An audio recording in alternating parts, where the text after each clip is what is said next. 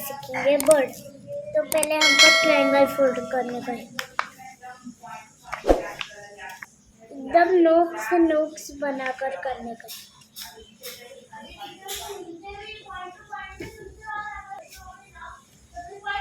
है।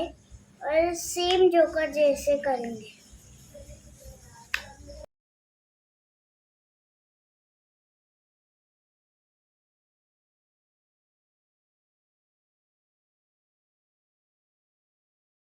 अभी पीछे करेंगे और इसको ऐसे छोटा सी कर खोल देंगे। फिर हम यहाँ से ऐसे कर फिर ऐसे कर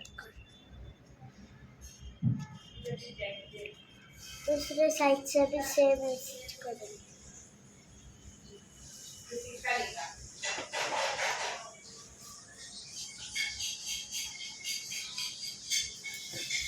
और फिर हम इसके अभी चोंच करेंगे।